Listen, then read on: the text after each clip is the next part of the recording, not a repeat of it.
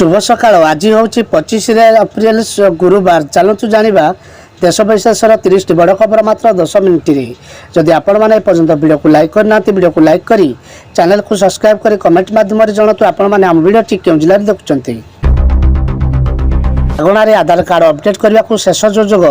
आधार card सारा देश में व्यवहृत हुए या साधारण लोक आधार कार्ड कहुए।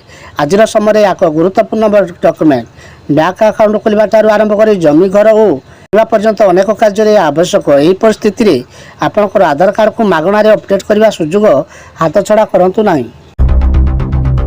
एवं आंचलिक पाणीपाग विज्ञान केन्द्र जहाँ सूचना मिलूँ आसंता 24 घंटा भितर कालबैशाखी तांडव रचिब। एने पूर्वमान कर आंचलिक पाणीपाग विज्ञान केन्द्र तथा जाजपुर खोर्धा पुरी गंजाम ढेंकानाल सब जिले में बिजुली सह घड़घड़ी वर्षा होवार संभावना रही। भारतीय नौसेना चाकरी सुजोग अष्टम पास प्रार्थी करें आवेदन। अनेक युवकर लक्ष्य थाए भारतीय नौसेना चाकरी करने। एने से माने बहु पूर्व निजर प्रस्तुत करते।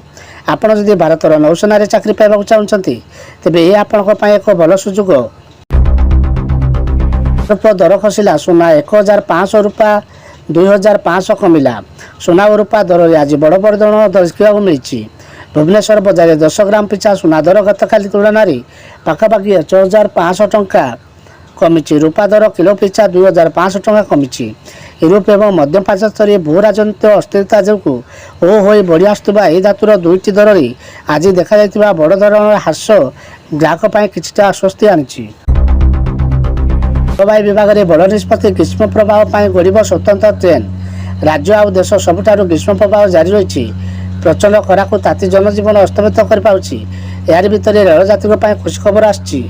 गरम यात्री को रक्षा करने गड़ब स्वतंत्र ट्रेन।